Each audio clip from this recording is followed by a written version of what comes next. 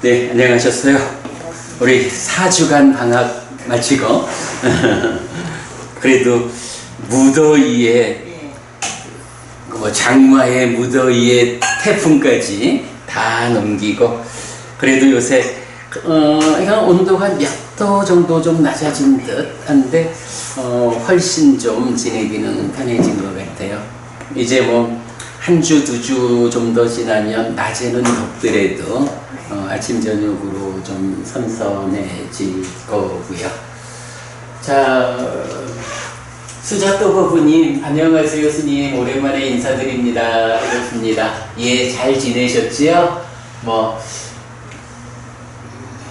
예, 저도 잘 지냈습니다. 거부님. 네. 오랜만에 또 공부 자리에서 수자또 거부님 함께 만났고요. 자, 이렇게 공부 시작하도록 하겠습니다. 나는 불교를 믿는다. 책으로 공부 진행하고 있고요. 이 책이 이제 불법 승바로 알기라고 해서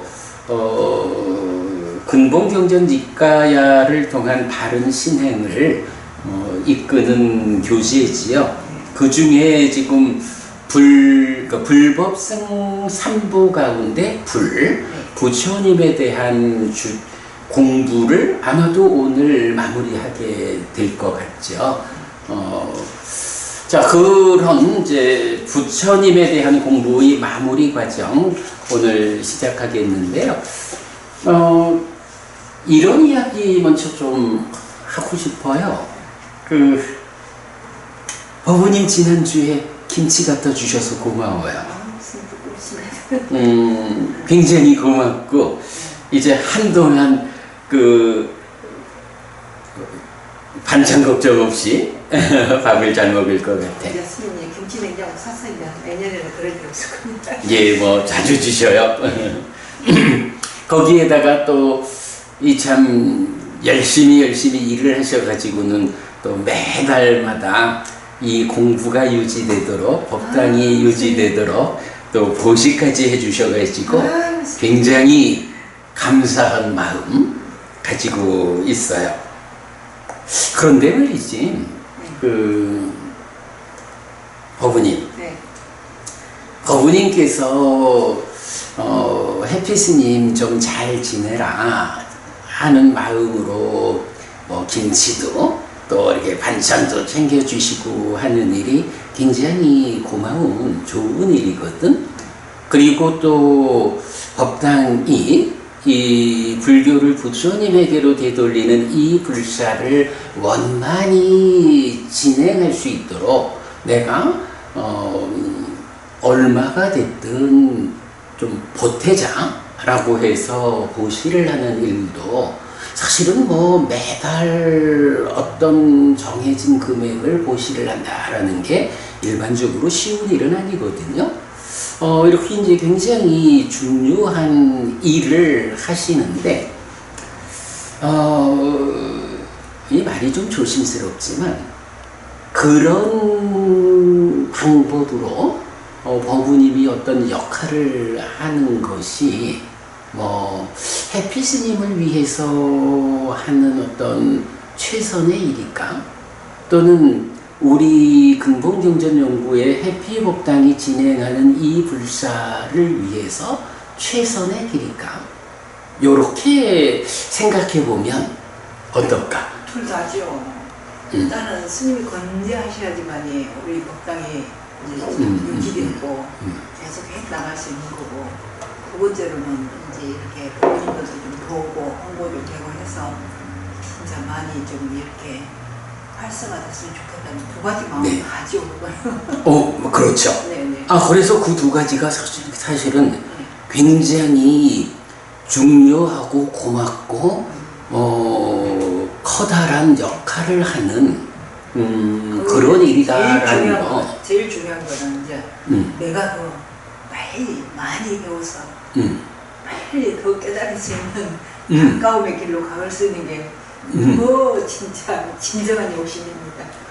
그래. 제가 이제 그 얘기를 한번 좀 우리가 의논해보자 라고 해서 말씀드리는 거예요. 사실 뭐 김치를 주시고 뭐 이렇게 해피스님 왜 말씀하시듯이 몸을 잘 챙겨가지고 오랫동안 함께 공부하자 하는 것도 좋은 일이고 훌륭한 일이고, 또 우리가 이 불사를 잘 진행하기 위해서 근본경전연구회 우리 해피복당의 보시를 하는 것도 굉장히 중요한 일인데, 사실은 그것이 최고로 중요한 일일까? 그러니까 법부님에게서 최고로 중요할까? 라고 생각해 보면 사실은 그건 아니다 이거야. 그거보다 더 중요하고, 그런 일들의 바탕에서 자리해야 하는 게 뭐냐 하면, 사실은 이렇게 우리가 늘 만나서 공부를 하는 게 그냥 뭐 와서 공부했어? 이걸로 끝나는 게 아니고, 우리가 늘 말하는 거 있잖아요. 배워 알고 실천하는 일. 우리는 그저 배워 알고 실천하기만 하면 가르침이 가지는 위력이 있어서 부처님이 이끄는 그런 삶으로 나를 이끈다. 나에게 부처님이 이끄는 그런 삶을 실현해 준다. 이런 면이 있잖아요. 사실은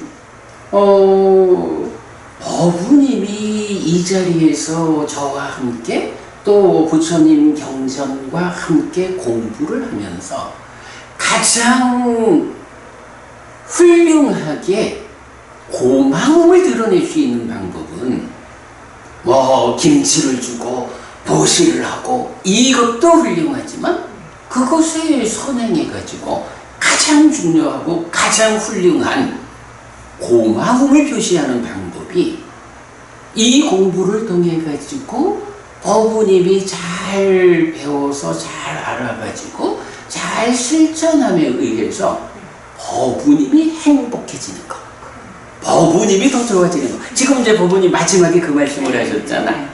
잘 배운 거야.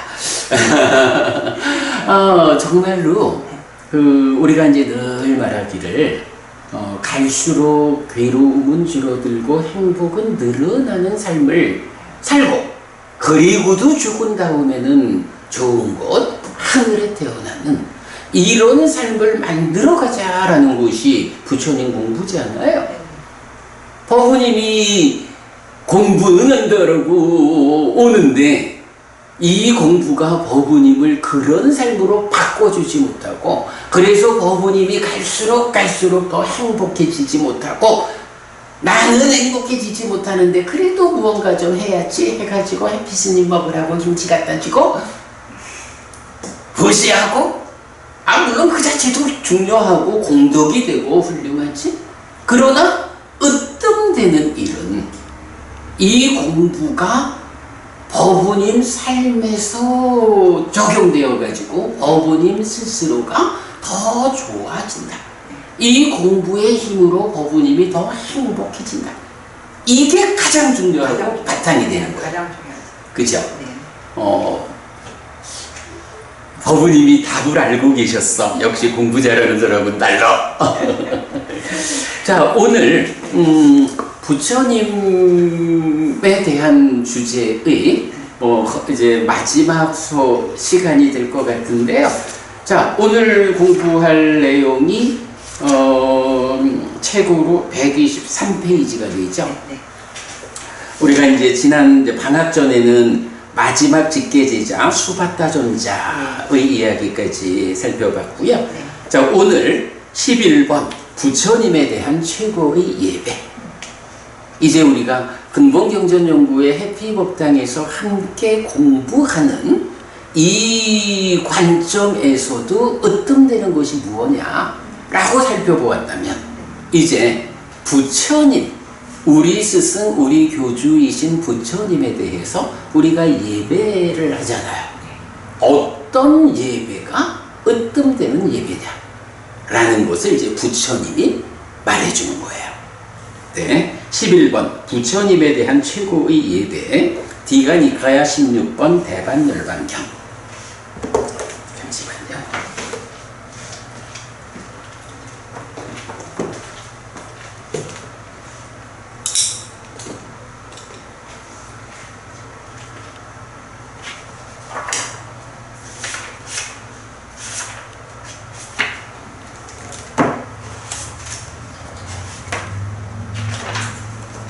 자, 책 읽어보겠습니다. 부처님을 예배하는 최고의 방법은 가르침에 일치하는 법을 실천하고 여법하게 실천하고 법을 따라 행하며 머무는 것입니다. 부처님 살아서 직접 설한 가르침에 일치하는 법을 배워 알고 실천하는 일에 게으름이 없으면 그것이 바로 부처님에 대한 최고의 예배이고, 그때 가르침의 위력이 부처님께서 이끄시는 그런 삶을 나에게 실현시켜 줍니다. 이렇게 불교는 의식이 아니라 삶입니다. 복잡하고 화려한 의식이 아니라 가르침에 일치하는 일상의 삶이 부처님에 대한 최고의 예배입니다. 네, 요건 이제 요약한 거고요. 자, 밑에서 이제 대반절반경 중에 최고의 예배라는 부분 읽어보겠습니다. 요 장면은 이제 부처님께서 그 사라쌍수 이렇게 말하죠. 네네. 그 산라나무, 두 그루의 산라나무 사이에서 이제 딱 이제 돌아가시려고 자리에 누우신 거죠. 자, 그때 그러자 세존은 아난다 존자에게 말했다. 오라 아난다요. 우리는 히란야와띠 강의 건너편 꾸시나라 근처에 있는 말라들의 산라숲으로 갈 것이다. 알겠습니다, 대덕이시여 라고 아난다 존자는 세존에게 대답했다. 그러자 세존은 많은 비구상가와 함께 히란야와띠 강의 건너편 꾸시나라 근처에 있는 말라들의 산라숲으로 갔다. 가서는 아난다 존자에게 말했다. 내게로 오라 아난다여. 그대는 두 그루의 산라나무 사이에 북쪽으로 머리를 향하게 하여 침상을 준비하라. 피곤하다 아난다여. 나는 누워야겠다. 알겠습니다, 대덕이시여 라고 아난다 존자는 세존께 대답한 뒤 두 그루의 산라나무 사이에 북쪽으로 머리를 향하게 하여 침상을 준비했다. 그러자 세존께서는 발과 발을 포개고 사띠 삼빠자냐 염정지하면서 오른쪽 옆구리로 사자처럼 누우셨다. 이제 그 마지막 누움. 그러자 두 그루의 산라나무는 꽃을 피울 때가 아닌데도 활짝 피어났고 열애의 예배를 위해 열애의 몸 위로 뿌려지고 흩날리고 덮었다. 천상의 만다라와 꽃들도 허공에서 떨어져서 열애의 예배를 위해 열애의 몸 위로 뿌려지고 흩날리고 덮었다.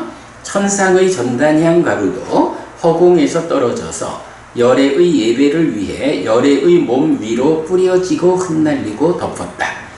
천상의 악기가 열애의 예배를 위해 허공에서 연주되고 천상의 노래가 열애의 예배를 위해 허공에 울려 퍼졌다.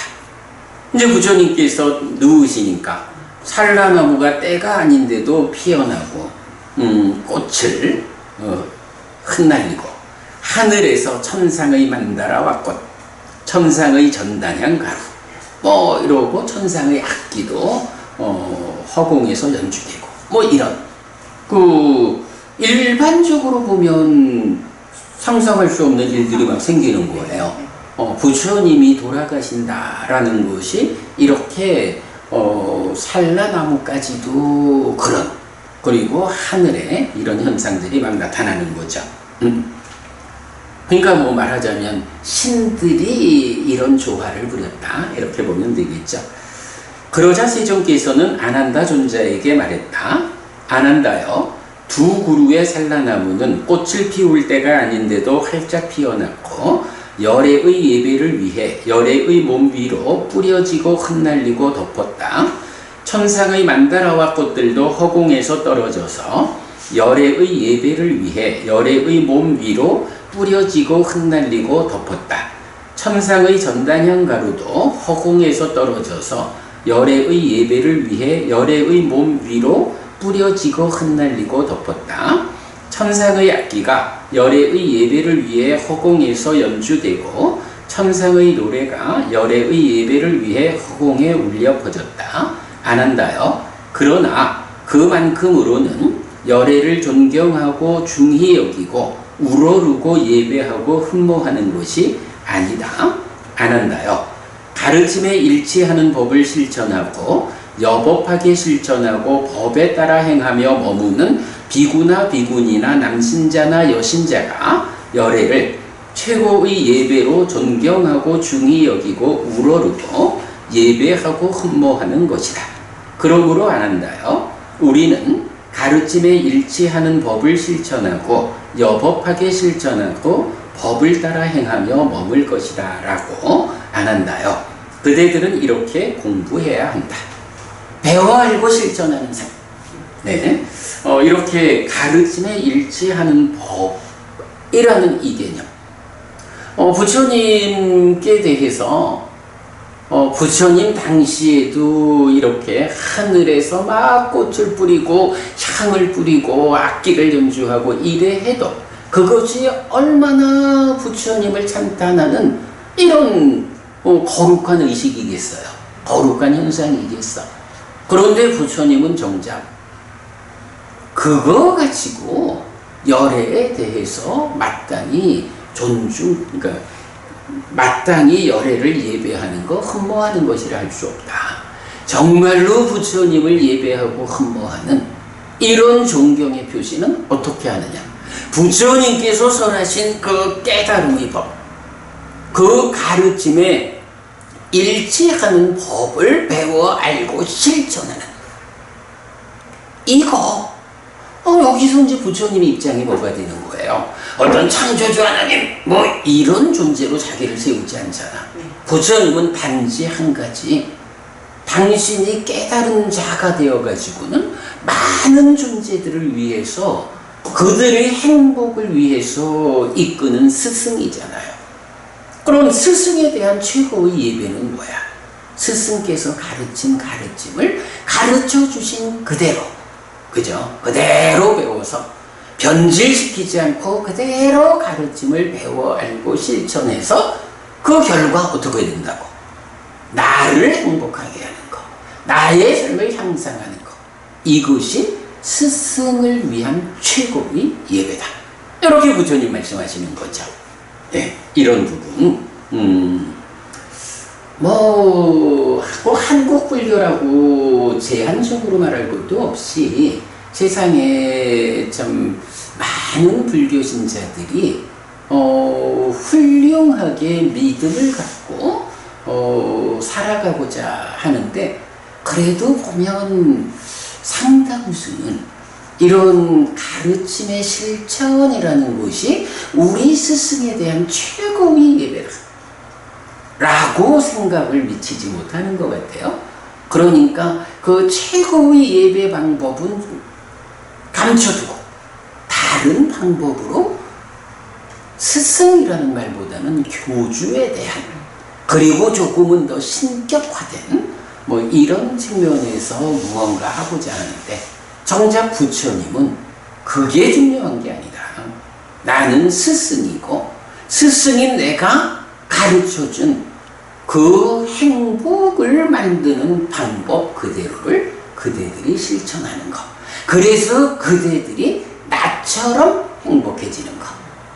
이것이 정말로 나를 위한 으뜸되는 존경이다. 이런 거죠. 예. 부처님에 대한 최고의 예배는 이런 것이다.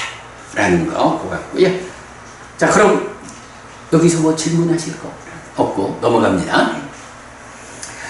이제 부처님에 대한 마지막 주제가 나옵니다. 12번 열반, 부처님의 유언이에요. 열반이라고 하는 거는 뭐 기본적으로 원래는 이게 이제 뭐 돌아가신다 이런 의미보다는 완전히 꺼진다라고 해서 우리가 그 부처님의 깨달음이라고 하는 것이 몸과 마음 가운데 몸에 적용되는 깨달음은 아니다라고 했죠. 마음에 적용되는 깨달음인데, 이렇게 마음은 깨달아서 해탈된 이런 마음이어서 마음과 관련한 괴로움은 일체 없다고. 그런데 몸이라는 것은 어쨌든 깨닫기 이전에 중생으로 태어날 때 가지고 온, 물론 변화된 거지만 네. 이제 그러다 보니까 몸에 속한 불만족은 부처님한테도 있는 거잖아. 자, 그럴 때 이제 우리가 죽는다라고 하면 죽으면 어떻게 되죠? 일반적으로? 죽으면 시기지만 그래. 죽으면 두 가지 현상이 있단 말이다고요. 한 가지는 무명과 가래를 해소하지 못하고 죽으면 네. 이때 뭐라고 표현을 해? 몸으로 간다 이렇게 말하잖아. 네. 요게 윤회하는 거죠. 몸으로 가니까 태어나는 거고. 그래서 윤회하는 거야. 그런데 무명과 가래를 해소하고 죽으면 어떻게? 몸으로 가지 않는다.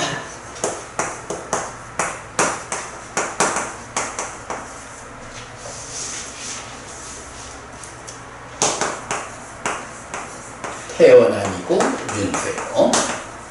몸으로 가지 않는다라는 것은 태어나지 않음이죠. 네. 이것이 윤회에서 벗어난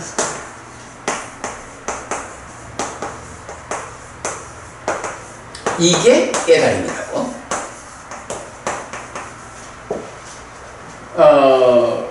뭐 구체적으로는 이제 깨달음이란 말은 사실은 무명과 가래를 해소하면 이게 깨달음이죠.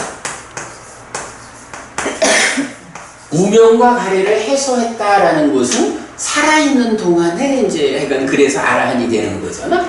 그랬는데 요런 깨달음의 상태에서는 몸의 문제는 남아있는 거야. 네. 몸의 문제는 있어. 그런데 여기서 죽으면 몸이 무너져 죽으면 이제 몸으로 가지 않게 되고 태어나지 않게 되고 그러면 윤회에서 벗어난다 하는 요런 상태를 맞게 되죠. 요런 상태를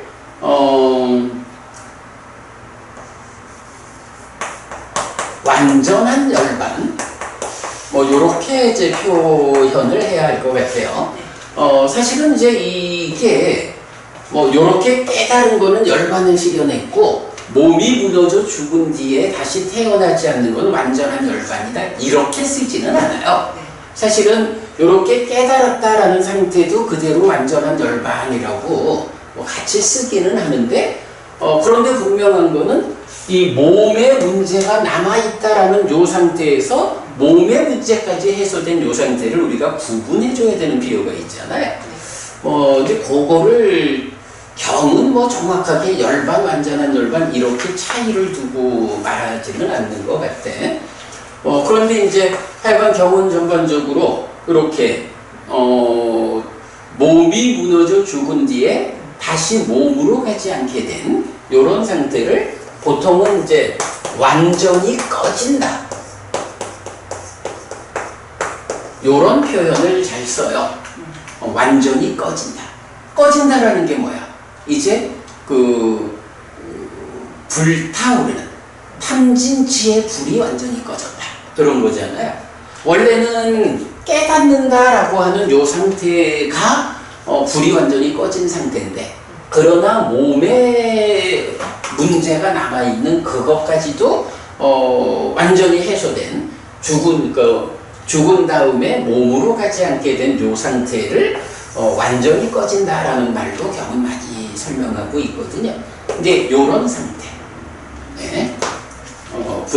부처님의 이제 죽음, 그런 완전히 꺼지는, 더 이상 몸으로 가지 않게 되는 이제 요런 사건을 또 열반이란 말로 표현을 하고 있는 거죠. 그래서 이제 그러다 보니까 요새도 뭐 스님들 돌아가시면 열반하셨다 이렇게 말씀을 하시는데 엄밀히 따지면 아라한 되지 못하고 죽는 거를 열반했다고 말하면 안 되죠. 그런데 이제 세월이 지나면서 뭐 그런 좀 그러니까 단어가 가지는 의미가 변화하는 이런 점이 좀 있는데 원래 의미는 부처님처럼 아라한이 되어서 더 이상 몸으로 가지 않는 상태에서 죽는 이제 이런 것을 표현하는 용어인데 아무 스님이나 다 돌아가시면 열반하셨다 이렇게 말하는 거는 뭐 요즘 그냥 그렇게 쓴다라고 이해해야죠. 스님을 입적하셨다 이렇게 보면.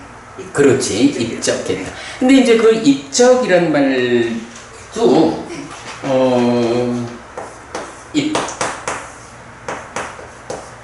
이렇게 쓴가? 해서 적정 뭐 이런 이제 적정한 뭐 고요 이런 상태로 해서 그 입적이라는 말도 그러한 고요의 상태로 들어갔다라고 해서 의미상으로는 그 완전히 꺼진 그 상태가 적자인 거야. 그래서 이제 그러한 완전히 꺼진 상태 거기로 들어갔다. 요런 말이 이제 입적의 원래 의미가 될 거예요. 하여간 뭐 그래도 뭐 세상이 그렇게 쓰고 있으니까 그런 의미도 있다라고 알면 되겠고요. 자, 어쨌든 이제 마지막 주제는 열반에서 부처님의 돌아가심이에요. 예. 그러면 이제 부처님 돌아가시면서 유언을 남기죠. 자, 마지막 주제로 대반열반경에서 나타나는 부처님의 유언 살펴보도록 하겠습니다. 자, 여기서 이제 기본적으로 제가 부처님의 유언 대반열반경 하면서 아라한의 후신은 있을 수 없음 이렇게 적었거든요. 아라한이 죽으면 어떻게 된다고요? 몸으로 가지 않게 되잖아, 그치? 몸으로 가지 않는 상태, 다시 태어나지 않는 상태가 된 거거든. 그리고 이제 경은 몇몇 경에서 보면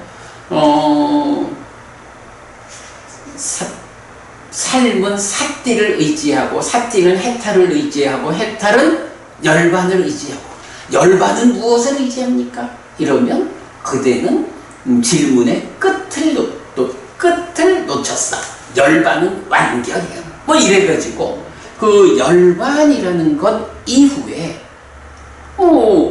이후를 설정하자면 사람들에 따라서는 회양 이래가지고 또다시 이제 중생구제를 위해서 돌아온다 이런 말을 하는 사람들도 있는 거야, 이제 후대로 오면서.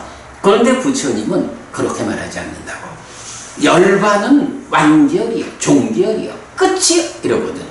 왜냐하면 그 열반이라고 하는 상태가 몸으로 가지 않는 상태, 태어나지 않는 상태, 그러니까 몸에 구속된 중생의 삶의 영역에서 떠나버린 거기 때문에 그 떠난 상태에서 다시 중생들에 대한 연민심을 일으켜가지고 중생구제를 위해서 돌아온다. 이런 개념은 없는 거예요, 아라한에게는. 그러면 중생구제는 어떻게 하죠? 중생구제는 살아있을 때 하는 거예요. 그죠? 부처님도 그렇게 말하잖아. 내가 부처가 되어서 스승이 되어서 앞서가면 나의 삶을 보고 본받으려고 뒤따르는 사람이 수백, 수천, 수십만이야. 이게 중생을 구제하는 나의 역할이야. 그러면 그 뒤따라오는 수백, 수천, 수십만의 제자들이 부처님을 뒤따라 살아가는 모습을 보면 그 뒤에 사람들이 또 나도 저분처럼 살아야지 해서 또 수백, 수천, 수십만 명이 뒤따라오고, 이런 식으로 중생구제하는 거다라는 걸 우리 상가라화경에서 공부했잖아요. 중생구제는 그렇게 살아있는 동안 다른 사람들에게 모범적인 삶을 보여줌으로써 그들이 뒤따라오게 이끌어가지고 그들을 구제하는 거지, 몸으로 가지 않게 된, 깨달아서 태어나지 않게 된 이런 아라한의 사후에 다시 중생구제를 위해서 돌아온다? 이런 개념은 없는 거예요. 예. 그러니까 부처님 돌아가신 이후에 돌아온다는 개념은 없다. 아라한에게 돌아온다는 개념이 없으니까 우리가 보통 보면 아라한의 후신이라는 얘기를 많이 하잖아. 부처의 후신이라고도 하고, 요새도 보면 부처님의 후신 얘기도 하고, 내가 전생에 안한 존재였어, 내가 전생에 가사파 존재였어, 이런 사람들이 있거든. 근데 우리가 알기로 그분들은 다 아라한이잖아. 아라한이니까 그분들이 2600년 전에 돌아가신 다음에는 몸으로 가지 않았다고. 다시 돌아오지 않게 되었다고. 그런데 이런 단순한 교리 하나를 모르다 보면 아무개 스님이 저 아무개 스님이 전생에 안한존자였대. 뭐 이런 식으로 말하면 훌륭하다고 쫓아가잖아. 배우지 못한 어리석음이라고. 그죠? 그래서 제가 이 부처님의 열반 그 유언과 관련해서 아라한의 후시는 있을 수 없다. 네, 이 부분 적어놨고요. 자, 한번 쳐보면 우현경은 무명이 버려지지 않고 애가 부서지지 않은 채 몸이 무너지면 몸으로 가고 무명이 버려지고 애가 부서진 뒤에 몸이 무너지면 몸으로 가지 않는다 라고 알려줍니다. 그래서 아라한인 부처님은 몸이 무너진 뒤에 몸으로 가지 않습니다. 몸과 함께하는 삶으로 다시 태어나지 않게 된 것입니다. 그러면 몸으로 가지 않은 상태는 어떤 상태입니까? 무명과 애가 해소된 상태는 무명과 애의 방해 위에서는 설명되지 않습니다. 오직 무명과 애의 해소를 통해 스스로 경험될 뿐입니다. 그래서 열애의 사후는 14무기에 속하는 4가지 경우의 부정으로 설명됩니다. 부처님 돌아가신 다음에 존재합니까? 이런 식으로 묻는 거죠. 그랬을 때 거기에 대해서 존재한다고도 말하지 않고 존재하지 않는다고도 말하지 않고 존재하기도 하고 존재하지 않기도 한다고 말하지도 않고 존재하는 것도 아니고 존재하지 않는 것도 아니다라고 말하지도 않는다. 이거 우리 앞에서 나는 누구인가 하는 데서 좀 살펴보았죠. 어쨌든 이렇게 부처님의 사후 또 몸으로 가지 않게 된 그 상태가 어떤 상태죠? 라는 것은 몸에 구속된 즉 무명과 가래에 방해를 받는 상태에서는 알려지지 않는 상태예요. 그거를 알 수 있는 방법은 딱 하나죠. 무명과 가래를 해소하는. 그래서 방해받지 않게 되면 즉 자기가 몸으로 가지 않게 된 상태를 실현하면 그때 알 수 있다. 이렇게 봐야 하죠. 이런 이유로 아라한은 몸과 함께하는 삶으로 돌아오지 않습니다. 윤회에서 벗어난 것입니다. 그래서 아라한의 후시는 있을 수 없습니다. 그러니 속지 않아야 합니다. 배우지 않으면 속아요. 배우지 않으면 우와 저쪽 가면 글쎄 전생에 안한존자였던 분이 다시 오셔가지고 이렇게 중생을 구제한대요 하면서 몰려간다고 속은 거요. 거짓말쟁이 아니면 뭐 거짓말 아니고 진짜라고 자기는 생각한다면 어리석은 자, 이런 어리석은 자 아니면 거짓말쟁이 사기치는 자를 큰 스승이라고 쫓아가게 된다고. 이유는 하나야. 배우지 않아서. 네. 자, 이제 부처님은 당신이 몸으로 함께 할 수 없는 시절의 제자들을 위해 유언을 남깁니다. 뭐 우리가 이제 가끔 그 얘기하지만 부처님 계실 때 제자분들은 참 좋았어. 뭐 살다가 모르겠는 거 어려운 거 있으면 부처님한테 직접 물어보면 되잖아. 근데 부처님 돌아가시고 나면 이제 다시 몸으로 중생들의 세상에 돌아오지 않으니까 부처님한테 직접 여쭤볼 수 없잖아요. 우리가 그렇다고. 이렇게 부처님 당신이 돌아가시고 나면 자기를 몸으로 만나서 직접 물어볼 수 없는 이런 제자들을 위해서 몇 가지 유언을 남긴다고. 기준이 되는 가르침을 주는 거죠. 그 내용입니다. 자, 그래서 6가지로 유언을 말하는데 첫 번째가 내가 가르치고 선언한 법과 율이 그대들의 스승이 될 것이다. 자, 내가 몸으로 있는 동안에는 그대들이 나를 스승이라고 찾아오면 됐는데 이제 내가 몸으로 존재하지 않게 되면 스승이 없어지는 것일까? 아니요. 내가 지난 45년 동안 설한 법과 율이 그대들의 스승이 될 것이야. 이렇게 말하는 거고요. 두 번째 유언은 선후배 간의 호칭을 정리해줘요. 그리고 세 번째는 소소한 학습 계율의 폐지를 허락해줘요. 요건 뭐냐 하면 이제 비구에게는 부처님 당시에 비구에게는 227개가 있었다고요. 그리고 비구니에게는 311, 네, 311개가 있었거든요. 요게 부처님께서 이제 제자들을 공부를 시켜가면서 교단이 확장되면서 어떤 상황에서 어떤 행동을 어떤 제자가 했을 때, 아, 그거는 적절치 않아. 그런 건 하지 마. 라고, 제정해 주신 계율들이라고. 근데 이제 부처님 돌아가실 때에는, 부처님 계실 때야, 누가, 이런 계를 부처님 지난번에 설하셨는데요. 이러이러한 상황에서는 이 계를 그대로 적용하기가 좀 부처님 어렵지 않겠습니까? 이런 식으로 여쭈면 부처님이 들어보고, 그래, 그러면 그거 바꿔. 우리가 율장을 보면 부처님이 한번 계를 이제 율을 딱 제정을 하셨다고 해도 어떤 상황들의 변화가 있으면 그 율의 내용을 부처님이 고쳐줘요. 상황에 맞게. 그런데 부처님 돌아가시고 나면 부처님이 제정한 이런 율에 대해서 누가 부처님이 제정한 거를 자기 마음대로 바꿀 수가 있어? 안 되잖아요. 그러니까 이제 부처님 있는 동안에는 내가 수정해주면 되는데 내가 죽고 난 다음에는 누가 이걸 고치냐 해서 부처님이 이제 이 계에 대해서 답을 주는 거예요. 소소한 계율에 대해서는 상가가 동의한다면 폐지해도 좋다.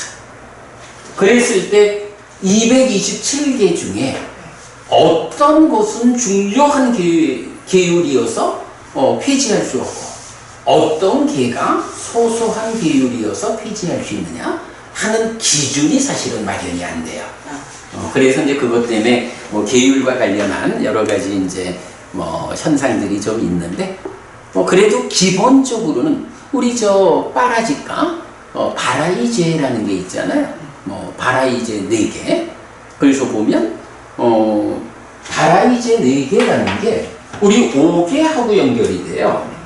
5개가 첫째는 살생하지 말라는 거잖아요. 불살생. 둘째는 투더, 그래요. 불투더. 사음. 네 번째가 망어. 이렇게 되잖아요. 그리고 이제 5번째가 음주, 불음주 이래야 되는데 사실은 바라이제 4가지라고 하는 게 5번은 빼고 1, 2, 3, 4번 중에서 살생 가운데 가장 큰 살생. 요거 사람을 죽이는 거예요. 사람을 죽인 자는 바라이제를 범했다. 빠라지카를 범했다. 함께 살 수 없다. 이래가지고 비구니가 이제 더 이상 출가자로의 삶을 살 수 없고 퇴출되는 거야. 거기 이제 빠라지카, 바라이제의 의미거든. 투도, 훔치는 거야. 출가한 자가 경에서 보면 어떤 이제 그 단위가 있어. 어떤 단위 이상 되는 것을 훔치면 이러면 함께 살 수 없다 해서 퇴출되고 사음이라고 하는 요기에서는 출가자는 삿된 음행이라는 개념이 없는 거야. 출가자한테는 일체의 음행이 다 해선 안 되는 거잖아. 그래서 음행 자체, 음행을 한 자는 함께 할 수 없다 해서 퇴출되고 망어, 거짓말이잖아요. 이 거짓말에 대해서는 어떻게 말할까? 거짓말 중에 가장 큰 거짓말은 인간을 넘어선 법이라는 게 있어. 그래서 인간을 넘어선 법을 사칭하는 거. 인간을 넘어선 법을 내가 성취하지 못했는데 내가 성취했거든? 이렇게 말하는 거. 그래서 인간을 넘어선 법이라는 게 이제 율장에 보면 예를 들어서 초선, 제2선, 제3선, 제4선 이런 어쨌든 이런 삼매를 성취해야 이 삼매를 성취해 머물면서 삼매를 닦아가지고 깨달음으로 가잖아. 그런데 아직까지 초선을 성취하지 못한 자가 내가 초선을 성취했어, 내가 제2선을 성취했어 이러면 법부님, 어떤 출가자가 내가 제3선을 성취해서 머물면서 이렇게 깨달음으로 가는 공부를 하고 있습니다 이러면 법부님 보시기에 이야 훌륭한 스님이여, 제3선이나 성취해서 깨달음으로 가는 공부를 하신다고? 얼마나 존경스럽겠어. 내 먹을 거 없어도 진짜 어떻게든 마련해가지고 스님 하고 보셔야 할 거 아니야. 그러면 이 출가자는 먹고 사는 일이 쉬워. 이래가지고 부처님 당시에 보면 어떤 스님들이 기근이 들어가지고 그 탁발을 하기 힘들 때 뭐 어찌할까라고 의논하다가 이제 어떤 스님들이 딱 의견을 내기를, 뭐 그렇게 어렵게 생각하지 말고 우리가 이런 방법을 써봅시다. 자, 스님은 아라한이라고, 스님은 아라한을 성취했다고 말하시고, 스님은 불환자를 성취했다고 말하시고, 스님은 일례자가 됐다고 말하시고, 스님은 예류자가 됐다고 말하시고, 스님은 이렇게 삼매를 성취했다고 말하시고. 그러니까 아무리 가뭄이 들고 뭐 이래서 먹을 게 없어도 이게 또 세상 사람들 입장에서는 아라한이 오셨어요? 이러면은 진짜 애들 먹일 밥까지 꺼내가지고 공덕을 짓겠다고 아라한인 스님을 위해서 모시야. 이래 하잖아. 그러니까 이렇게 사실은 그런 경지를 성취하지 못했으면서 사칭, 거짓으로, 거짓말하는 거야. 거짓으로 그런 경지를 사칭하니까 이 스님들은 가뭄인데도 불구하고 살이 찌는 거야. 아유, 자기 아들 줄 것까지도 꺼내가지고 스님 바치니까 스님들 먹고 살기가 편하지 뭐. 이런 일들을 했거든. 그러니까 안거를 마치고는 가뭄이 들어가지고 다들 세상 사람도 힘들고 스님들도 피골이 상접하게. 어차피 세상 사람들이 먹을 게 없으면 스님들 먹을 것도 없지 뭐. 그래서 이제 피골이 상접한 몰골로 다 부처님한테 와서 안거를 잘 지냈습니다 이랬는데, 한 무리의 스님들만 얼굴이 그냥 휘둥휘둥 살이 찐 새로 와가지고 안거 잘 지냈다고. 그래서 따져보니까 이렇게 사칭을 한 거야. 거짓을 말한 거야, 세상 사람들한테. 그래서 부처님이 이렇게 인간을 넘어선 법, 그런 삼매를 성취했다거나 뭐 높은 수행의 경지, 예유자, 일례자, 불환자, 아라한이라고 하는 성자의 경지, 이런 것이 인간을 넘어선 법이거든. 자기가 그것을 성취하지 못했으면서 거짓으로 성취했다고 말해서 잘 보시받아가지고 비둥비둥 살찌는 이런 것이 거짓 중에서 으뜸되는 거짓인 거야. 이런 사람 함께 살 수 없다. 그래서 요렇게 네 가지, 그러니까 5개 가운데 4가지의 가장 큰 요런 것이 이제 바라이제라고 해서, 뭐 소소한 개가, 그러니까 어떤 개가 227개 중에서 그 소소한 개냐라는 기준이 없어도, 그래도 어떤 경우에도 이런 바라이제 4개, 이거는 소소한 개가 아니야. 이거는 상가가 동의할 수도 없고, 동의한다 해도 폐지할 수 없는 거야. 뭐 이제 요런 관점이 있고, 어쨌든 이제 뭐 요런 측면에서 부처님이 내가 죽은 뒤에는 상황이 변해도, 근데 사실은 따져보면 그렇잖아요. 뭐 우리가 자주 그런 얘기하는 거지만, 인도와 한국이라고 하는 공간적인 차이에서 인도식으로 한국의 출가자들이 똑같이 살아가자라고 하면 사실은 살기가 힘들죠. 거기에다가 2600년 전 인도 땅에서 2600년 전에 부처님이 제정하신 계율이 2600년이 지난 이 시점에 한국 땅에서 그대로 그걸 지키자라고 하면 사실은 어렵죠. 근데 부처님 계셨을 때는 하여간 율장에 보면 한 번 제정된 계가 이러이러한 상황에 따라서 부처님이 그 내용을 수정을 해주신다고. 근데 돌아가신다면 수정할 수 없잖아. 그러면 우리가 만약에 부처님이 이렇게 상가가 도외한다면 소소한 계는 폐지해도 좋다, 이런 말씀을 유언으로 남겨주지 않았다면 지금 우리가 어쨌든 저도 227개를 지키면서 살아야 비구 노릇을 할 건데 어렵죠. 이거는 사실은 말하자면 차도 못하는 거지. 우리가 차도 못하는 거야. 그러니까 이제 그 내용이 세 번째 유언, 소소한 학습 계율의 폐지를 허락했다. 유언 네 번째, 참나 비구에게 범천의 징계를 줄 것이라고 하는데, 이 참나라는 비구가 그 외에 부처님 출가하실 때 보면 그 마부로서 함께 그 성에서 나온 사람이 있잖아요. 네.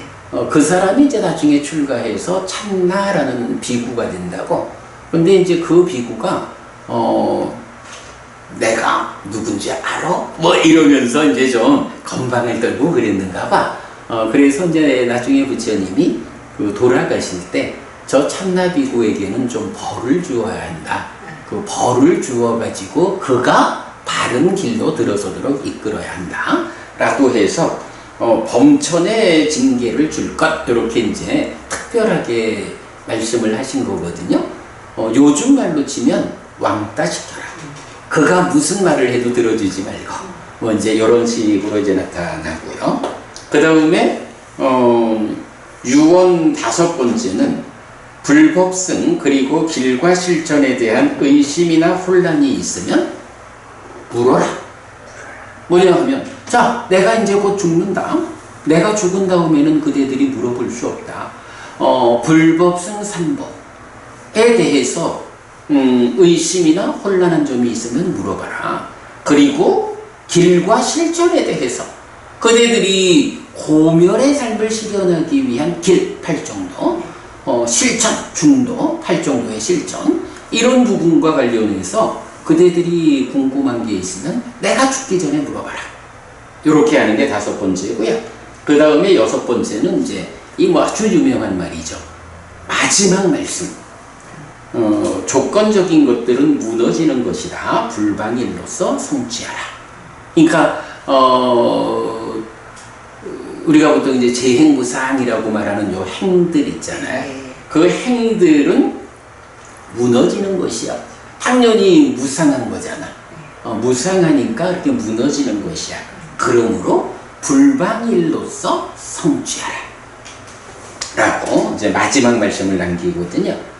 자, 그 내용 이제 보겠습니다. 그때 세존은 아난다 존자에게 말했다.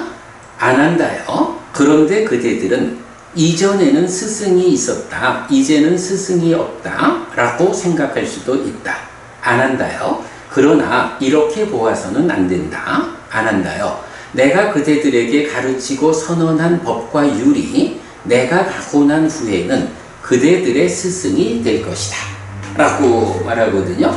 근데 이제 여기서 보면 법과 율 이래잖아. 율이라고 하는 것은 이렇게 227개, 311개 이렇게 이제 명확하게 나타나거든요. 근데 법이라고 하는 것은 뭘까?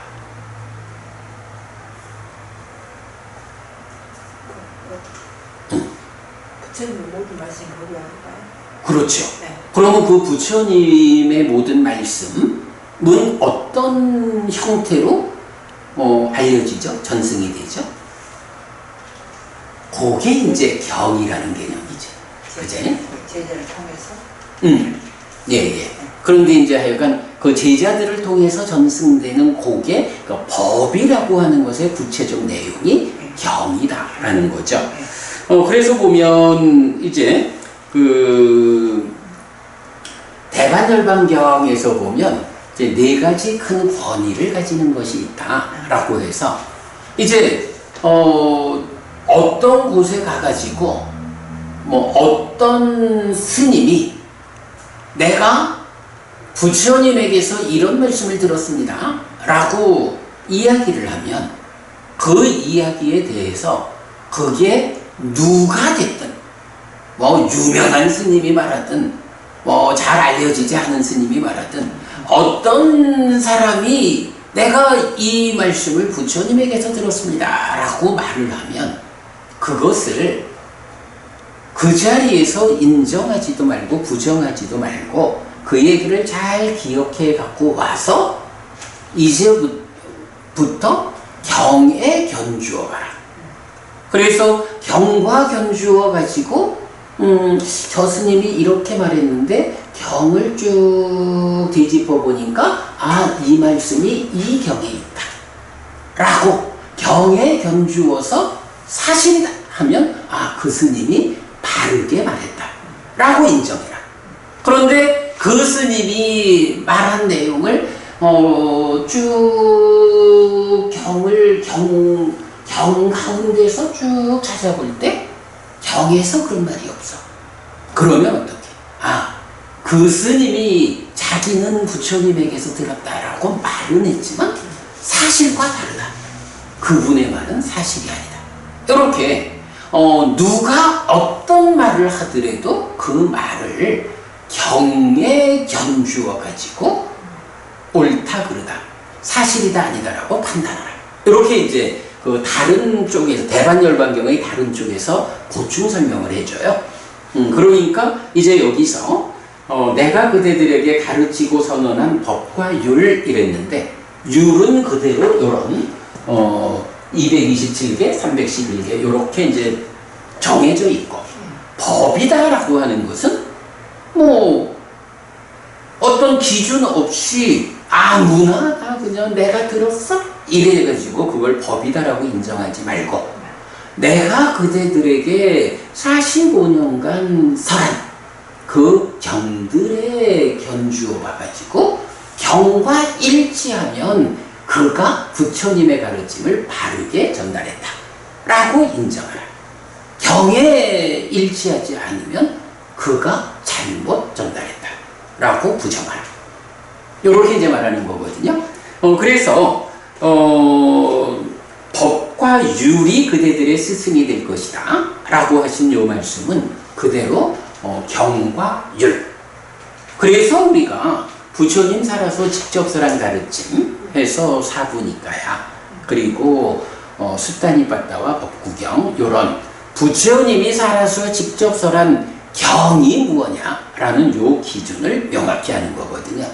누가 어떤 말을 해도 이런 부처님 살아서 직접 설한 경과 일치하면 그것은 부처님 말씀이고 거기에 일치하지 않으면 부처님 말씀으로 인정할 수 없는 그런 기준을 명확히 하는 거죠. 자, 이렇게 이제 그 부처님 유언 첫 번째 내가 그대들에게 가르치고 선언한 법과 율이 내가 가고 난 후에는 그대들의 스승이 될 것이다. 두 번째, 안한다여 그리고 지금 비구들은 서로를 모두 도반이라는 말로 부르고 있다. 이 도반이란 말이 이제 원어로는 아우서 이러거든요. 그래서 이제 고참 스님이든 신참 스님이든 서로를 다 아우서 도반 이렇게 불렀어요.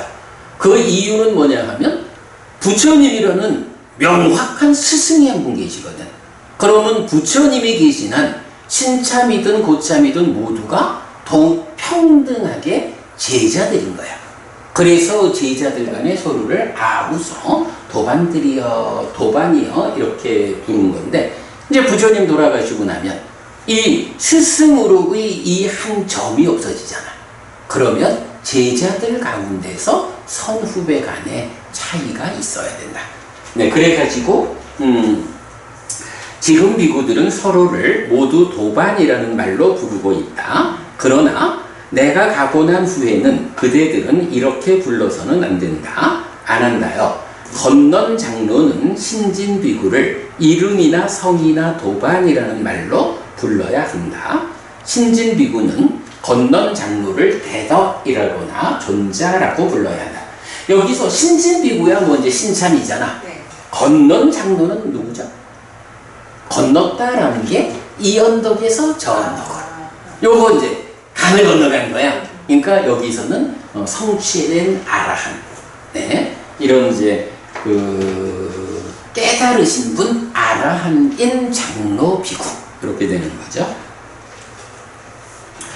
그래서 이렇게 이제 상가 가운데 어른 되는 분에 대해서는 뭐 반대라고 해서 대덕 또는 아야스마라고 해서 존자라고 부르고 그런 어른 되는 스님들은 그러니까 신진 비구들을 이름이나 성 또는 아우성하고 도반이라고 불러라.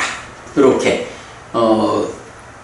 부처님이라는 한 점이 사라지고 나면 그때는 이런 선후배 간의 이런 차이를 가지고 상가를 운영해라 라는 거고요. 안 한다요. 상가가 원한다면 내가 가고 난 후에는 소소한 학습 계율들은 폐지해도 좋다. 좀 전에 설명드린 그 내용이고요. 안 한다요. 내가 가고 난 후에 참나 비구에게는 범천의 징계를 주어야 한다.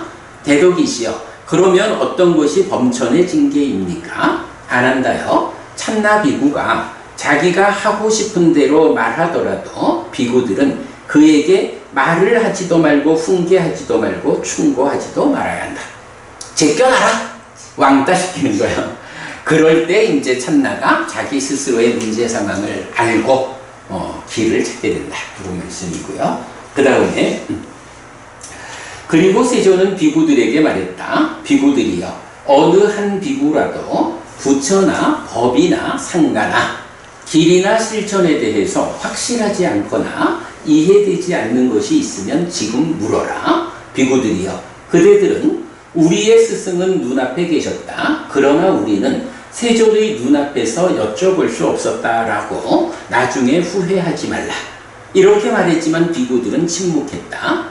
세 번째로 세존은 비구들에게 말했다. 비구들이여 어느 한 비구라도 부처나 법이나 상가나 길이나 실천에 대해서 확실하지 않거나 이해되지 않는 것이 있으면 지금 물어라. 비구들이여 그대들은 우리의 스승은 눈앞에 계셨다. 그러나 우리는 세존의 눈앞에서 여쭤볼 수 없었다라고 나중에 후회하지 말라. 이렇게 말했지만 비구들은 침묵했다. 그러자 세존은 비구들에게 말했다. 비구들이여 만일 그대들이 스승에 대한 존경심 때문에 묻지 않는다면 도반이 도반에게 물어보도록 하라. 이렇게 말했지만 비구들은 침묵했다. 그러자 아난다 존자가 세존에게 이렇게 말했다. 대덕이시여 참으로 놀랐습니다. 대덕이시여 참으로 신기합니다. 대덕이시여 이 비구 상가에는 부처님이나 법이나 상가나 길이나 실천에 대해서 확실하지 않거나 이해되지 않는 것이 있는 비구는 한 명도 없다고 제게는 분명함이 있습니다. 아난다여 그대는 믿음을 가지고 말을 하는구나. 아난다여 참으로 여기에 대해서 열애에게는 이 비구 상가에게는 부처나 법이나 상가나 길이나 실천에 대해서 확실하지 않거나 이해되지 않는 것이 있는 비구는 한 명도 없다라는 알미 있다. 아난다여 이들 500명의 비구 가운데 최하인 비구가 예류자여서 그는 떨어지지 않는 자, 확실한 자, 깨달음을 겨냥한 자이다. 자, 500의 비구 가운데 최하가 예류자다라는 건 뭐예요? 나머지는 일레자, 불안자, 아라한이라는 더 높은 경지의 성자들이다. 요거 이제 우리가 이 500의 비구 요럴 때 기억하는 게 있죠. 그 500의 비구 가운데 60명, 12%는 양면의 달자다. 그거는 참 아라한 500에 대한 얘기니까 좀 경우가 다르고, 어쨌든 이제 지금 부처님 돌아가실 때 함께 했던 500의 비구는 최하가 예비자야. 그럼 예비자, 일례자, 불환자, 아라한으로 이렇게 구성되어 있다. 자, 여기 이제 이 5번째 내용은 보면 어때요? 부처님은 참 내가 죽고 난 이후에 나의 제자들이 어떤 어려움에 처하게 될까라는 부분을 많이 걱정하시는 거죠. 그러니까 자, 내가 죽기 전에 한 가지라도 궁금한 게 있으면 내 죽기 전에 물어봐 라는 이야기를 반복 말씀하시는 거죠. 예, 스승의 제자들에 대한 연민 이렇게 나타나고요. 그 다음 그러고 나서 세존은 비구들이여 참으로 이제 그대들에게 당부하나니 조건적인 것들은 무너지는 것이다. 불방일로서 성취하라 라고 말했다. 이것이 열애의 마지막 말씀이다. 예, 부처님 마지막 말씀 불방일로서 성취하라.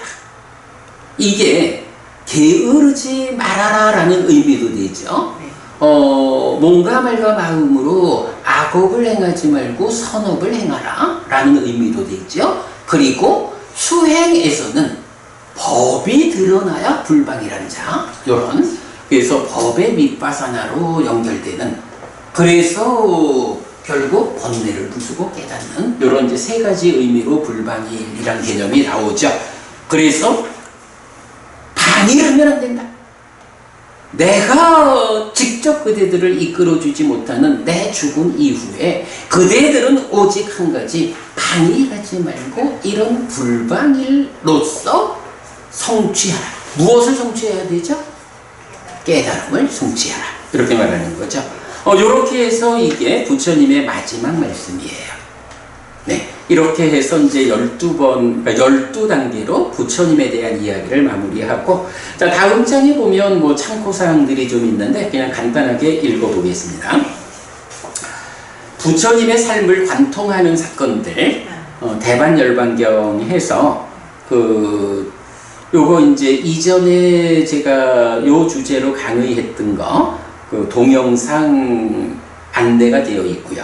2개나 되어 있네. 그리고 밑에 가면 부처님의 삶을 관통하는 사건들은 1. 태어남, 2. 깨달음, 3. 법륜을 굴림, 4. 돌아가심으로 대표됩니다. 부처님은 믿음을 가진 조공 가문의 아들이 보아야 하고 기억해야 하는 4군데 장소로 이 4곳을 기억합니다. 그래서 보면 제자들이 찾아봐야 하는 곳, 이럴 때 바로 요 4자리를, 여기 이제 4대 성지라고 나오는 거잖아요. 4대 성, 법부님 8대 성지 다 가보셨다 그랬잖아. 그 중에 이제 중심이 요 4대 성지, 그래야 되죠. 부처님은 이 4군데 장소를 찾아봐라, 기억하라. 그래서 특히 누구든지 분명한 그러니까 마음을 가지고 탑을 순례하는 사람들도 죽을 것인데, 그들은 모두 몸이 무너져 죽은 뒤 좋은 곳 하늘 세상에 태어날 것이다 라고 합니다. 단순한 성지순례가 아니라 부처님의 삶을 관통하는 사건 현장들에서 부처님에 대한 믿음을 확고히 하고 신행의 기준을 분명히 하는 사람들에 대한 말씀입니다 라고 정리했거든요. 요거 이제 경을 보면 무조건 성지순례를 하면 죽은 다음에 하늘에 태어나, 요렇게 말하는 게 아닌 거예요. 요 경을 읽어보면 직접 나오죠. 가가지고 이 자리에 부처님이 태어나셨다 하면서 그 믿음을 북돋고 이랬을 때, 그렇게 믿음이 북돋아지니까 삶이 가르침에 일치하는 법을 따르게 되는, 이래서 하늘에 태어나는 요런 관계를 이제 설명하고 있죠. 자, 그 다음에 박스 쳐가지고 테라와다 전통의 4대 명절과 불기라고 했어요. 테라와다 전통의 4대 명절은 우리 이제 한국 불교에서는 4대 명절 하면 4월 초파일, 출가제일, 열반제일, 성도제일, 열반제일 이런 식으로 하잖아. 그게 다 날짜가 다르잖아요. 네. 그런데 테라와다에서는 부처님의 날에서 오신 날, 깨달으신 날, 돌아가신 날이 음력 4월 15일. 가르침의 날은 법륜을 불린 날. 그러니까 전법륜경이죠. 예, 음력 6월 15일. 그리고 제자들의 날이 음력 1월 15일로. 그 다음에 까티나 행사가 안거 이후 30일 이내에 어떤 날 이렇게 되죠. 우리가 지금 안거 중이죠. 네. 그 다음에 불기가 지금 불기 2567년이죠. 그 불기는 사실은 정확하게 부처님 돌아가신 해로부터 요렇게 인도라는 나라가 역사를 잘 기록하지 않는 나라잖아요. 그러니까 부처님이 돌아가신 해가 지금으로 보면 정확히 몇 년도다라는 게 확인이 잘 안 되는 거야. 그래서 불교 신자들 간에 약속을 해가지고 정한 거예요. 세계 불교도 우의회라는 이제 모임이 있어요. 1956년에 모여가지고 자 그러면 대략 금년을 불멸 2500년이라고 하자. 그러니까 이제 1956년을 불멸, 그러니까 부처님 돌아가신 때로부터 2500년이라고 기준을 삼자. 그래서 이제 불기는 부처님 태어나신 때부터가 아니죠. 부처님 돌아가신 때부터 따져가지고 그 다음 해가 1년 이런 식으로 가거든.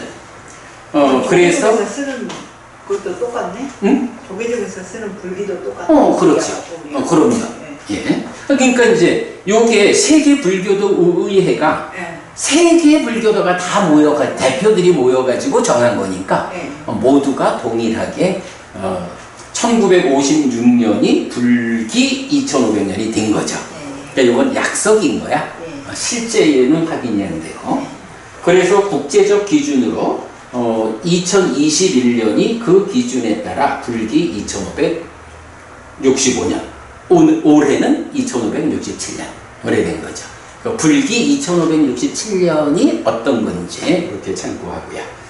자, 이 네 가지는 다시 두 가지로 압축할 수 있는데, 그러니까 태어나고 깨닫고 법륜을 굴리고 돌아가신 요 네 가지를 두 가지로 압축하면 깨달음과 돌아가심이야. 사실 부처라는 의미는 태어남이 부처는 아니라고, 그리고 법을 설한 게 부처는 아니라고.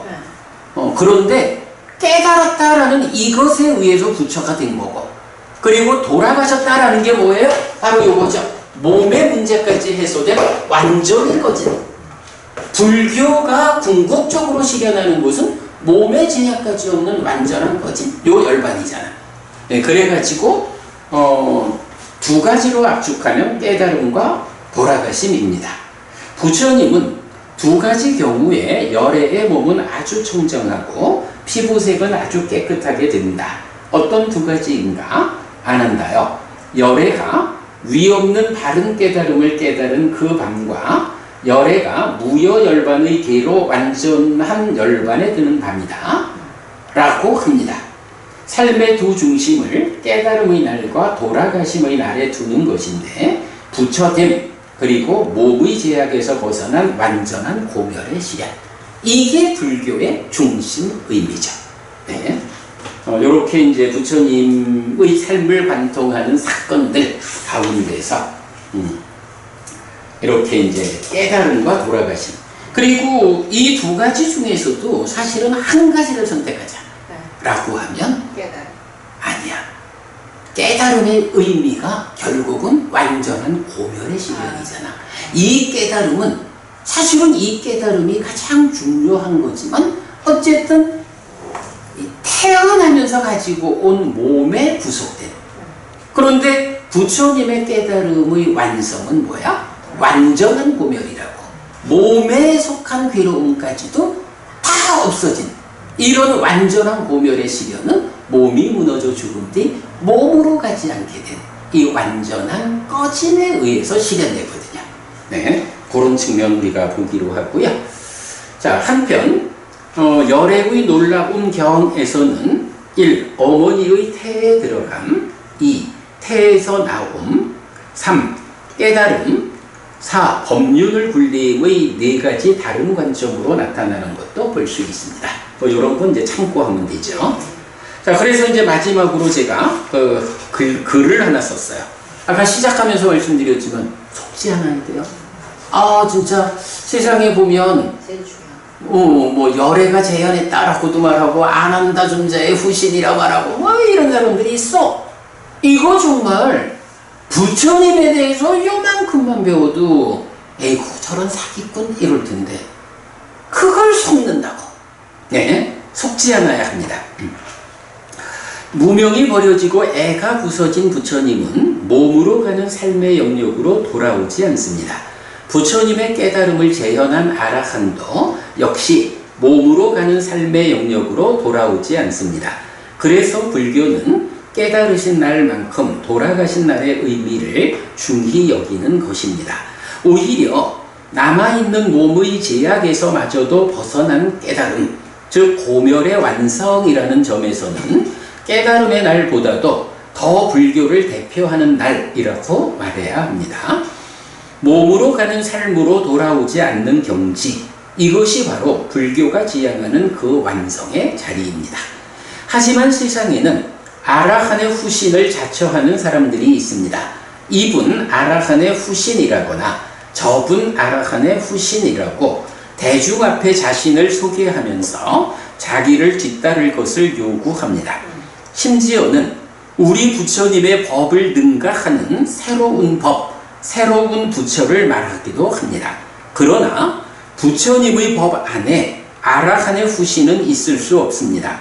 정등각의 법을 능가하는 새로운 법, 새로운 부처도 있을 수 없습니다. 그것은 부처님의 깨달음을 폄훼하는 것이고 부처님을 부정하는 외도의 다름 아닙니다. 그러니 속지 않아야 합니다. 중생구제를 위한 원으로 돌아온다고요? 요거 아까 말했던 회향 뭐 이런 개념. 그것은 남겨주신 법의 역할입니다. 그죠? 네. 중생구제는 살아있는 동안하고 돌아가신 뒤에는 법이 우리가 법을 배워서 그 일을 하는 거거든. 네. 남겨주신 법의 역할입니다. 몸으로 오지 않게 된 분들이 그것을 위해 다시 몸으로 돌아온다는 개념은 부처님에게는 없습니다. 바르게 알아서 속지 않아야 합니다. 미륵부처님의 출현도 사실이 아닙니다. 미륵부처님은 우리 부처님의 법이 끊어져 세상에 더 이상 부처님의 법이 존재하지 않을 때 스승 없이 자신의 힘으로 깨달을 미래 부처님입니다. 우리 부처님의 법이 우리 곁에 현존하는 지금은 미륵 부처님이 출현할 때가 아닙니다. 바르게 배우고 바르게 알아서 속지 않아야 합니다. 사실 요새도 미륵 부처를 자처하는 사람들이 있어요. 무지하게 많은 사람들이 가가지고 아니 심지어 요새 보면 미륵 부처 얘기를 하면서 서가모니 부처님이 지옥에서 울고 있다는 이런 얘기까지 해요. 참 정말 이런 외도들, 이런 사기꾼들을 따라가는 그리고 지금 일반적으로 미륵 부처님을 또 불상으로 모셔놓고 하는 절도 있잖아요. 예. 그건 타당하지 않네요. 그러니까 이게 개념적으로는 타당하지 않은 거야. 그러니까 미륵 부처님이 누구냐 하면 우리가 이제 지금 보면 부처님이 윗바시 부처님부터 시키 부처님 해가지고 까사빠 부처님 그리고 고따마 부처님 이렇게 말하죠. 지금 우리 스승 서가모니 부처님이라고. 그러면 이 관계는 뭐냐 하면 윗바시 부처님이 최초로 깨달아서 부처가 됐는데 세상이 무상하다 보니까 어느 시점에 윗바시 부처님의 가르침이 끊어지는 시점이 있다고. 세상에 부처의 가르침이 없는. 그래서 우리가 보통 말하는 열애가 출현하든 출현하지 않든 열애가 출현하지 않은 시기. 그러면 그때는 어떻게 돼요? 아무도 부처님의 이 법을 모르잖아. 그러면 그때는 어떻게 해? 스승이 없으니까 또다시 누군가가 스승 없이 깨달아서 부처가 되잖아. 그러면 그렇게 부처된 사람이 두 번째 식기부처님. 이렇게 중간에 법이 없는 시기가 있는 거야. 그 시기를 거쳐가지고 누군가 스승없이 깨달았을 때 부처거든. 이런 과정으로 해서 까싹과 부처의 법이 끊어져서 없게 되고, 그래서 우리 부처님도 스승 없이 깨달은 거잖아. 네. 깨닫고 보니까 동일한 깨달음의 역사가 있었다 이거지. 그러면 이제 우리 스승 부처님의 법도 언젠가는 그렇죠. 그러니까 법이 없는 것보다는 이 법이 전승되지 않아서 아무도 법을 모르는 시점이 있는 거죠. 그 시점을 지나가지고 법이 끊어졌으니까 또 스승이 없어? 스승 없이 깨닫는 7번 부처님에 이어지는 8번 미래에 올 부처님이 멧대야 부처라고. 네, 멧대야 부처인데 미륵이라고 번역이 됐죠. 이래 된 거거든. 그러면 미륵 부처는 지금 우리가 누가 미륵 부처가 될 줄 알고 미륵 부처를 모셔. 지금은 아직 우리 스승 곧다마 부처님, 서가모니 부처님의 법이 세상에 있잖아. 끊어지지 않았잖아. 그러면 스승이, 그러니까 부처님이 있을 때는 이 부처님의 가르침을 배워 알고 실천하는 것으로서 나의 깨달음을 이끄는 거지. 내가 이건 옛날에 어떤 법부님 한 사람이 우리 카페에다가, 그러니까 우리의 법당에 이제 보시를 하셨어. 그리고는 카페에 글을 쓴 거야. 보시를 좀 했습니다. 이 보시 공덕으로 미래에 미륵 부처님을 친견하기를 바랍니다. 이렇게 쓴 거야. 그래서 내가 그랬잖아. 법부님, 그거 바른 소망 아닙니다. 뭐 하려고? 자, 미륵 부처님을 보려면 필요한 게 뭐야? 우리 스승 부처님의 가르침이 끊어지는 시기를 지나가지고 끊어지다가 이게 바로 깨닫는 건 아니잖아. 그죠? 스승이 없으니까 언제 깨달을지 몰라. 다만 미래에 깨달을 자가 멧대야인 거야. 왜? 우리 스승의 가르침이 세상에 있을 때 배워 알고 실천해서 내가 깨달아 윤회에서 벗어나겠습니다. 이런 바람을 가지지 못하고 부처님 가르침이 다 끊어져 없는 시기를 거쳐가지고 언제 올지 모르는 멧대야 부처님을 만나보자 해. 그럼 그때까지는 어떻게 한다는 거야? 윤회하는 사람, 윤회하겠다는 거잖아. 그때까지는. 그러니까. 아니 멧대야 부처님을 만나는 일이 뭐가 중요해가지고 그때까지 일부러 윤회를 해. 우리 스승이 동일한 깨달음인데 우리 스승 부처님의 가르침이 내 곁에 있을 때 배워 알고 실천해서 깨달아 윤회에서 벗어나는 이런 바람을 가지는 것이 현명한 자의 바람이지. 이게 아니 하필 우리 법당에 보시하고서 그런 소원을 세워가지고 제가 법문인 그가 아닙니다. 지금 당장 떨어진 것도 않잖고. 그러니까. 그래 이제 이런 부분이 이제 약간 너무 몰라서 그래 되는 거죠. 자, 그래서 이렇게 우리가 아라한의 후신을 자처하는 사람들한테 속지 말자.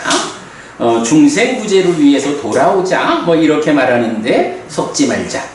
미륵 부처님에 대한 이야기도 이렇게 미래에 8번째 부처님이 출현할 거요. 그분 미륵 부처님이 경에 있어. 요렇게 아는 것으로 끝나야 되는 거지. 그 미륵 부처님의 재현을 말하고 미륵 부처님에게 기도하고 아니 언제 부처 될지 모르는 그 미륵 부처님한테 기도한다는 게 기도라는 말 자체도 안 맞지만 그 확정되지 않은 그 미륵 부처님한테 지금 기도해가지고 누가 그걸 들어오죠?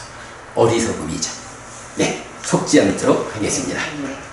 자, 법부님 오늘 힘드신 것 같아서 내가 일찍 마치려고 했는데 하다 보니까 5분밖에 일찍 못 마치네. 자, 이렇게 마칠까요? 네. 네, 부모님, 이 더운 날 많이 일하고 오셔서 그래도 또 공부를 좋아하는 사람이다 라는 것 때문에 이렇게 공부하러 오셨는데, 그래도 오늘 부모님 우리 아주 중요한 거, 햇빛이님 김치 주시는 거 아주 고마운 일입니다. 법당에 이 불사를 위해서 보시하시는 것도 아주 중요한 일입니다. 다 공덕이 될 겁니다. 그러나 그것이 으뜸 아니죠. 아니죠. 예, 법부님이 바로 이 공부를 통해서 법부님이 행복해지는 거, 법부님이 갈수록 괴로움은 줄어들고 행복은 늘어나는 그런 삶을 살다가 죽은 뒤에는 더 좋은 곳 하늘에 태어나는 이런 공부가 법부님이 이 공부로서 부처님 은혜에 보답하는 부처님을 예배하는 으뜸의 길이다. 그거 하나는 꼭 기억하기로 하겠습니다. 삼마삼부토 바가와 스와가토 바가와타 담모 수파티판노 사와카 상고띠. 세조는 정등각이시다. 세조로부터 법은 잘 쓰러졌다. 제자들의 상가는 잘 실천한다. 찌랑띠타뚜로 가스밍 삼마삼부타 사산한띠. 정등각의 가르침이 이 세상에 오래도록 머물기를. 이차마항 얀양 야지동 양마마 아싸 디가라땅 히타야 수카야띠. 오랫동안 나에게 이익과 행복을 주는 자선행을 실천하리라. 이당다낭 꾀다낭 냐띠살로 히타낭 우파까빠뚜. 이당다낭 꾀다 냐띠살로 히타 파리분잔뚜띠. 이 모시가 돌아가신 친지와 혈육들에게 도달하기를.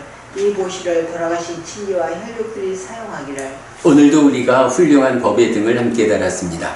이 법의 등의 공덕이 오랫동안 여러분들에게 이익과 행복으로 함께 하기를 바랍니다. 또한 오늘의 이 법보시의 공덕이 여러분 생각하시는 그분들에게 도달하고 사용되기를 바랍니다. 수고하셨습니다. 수고하셨습니다.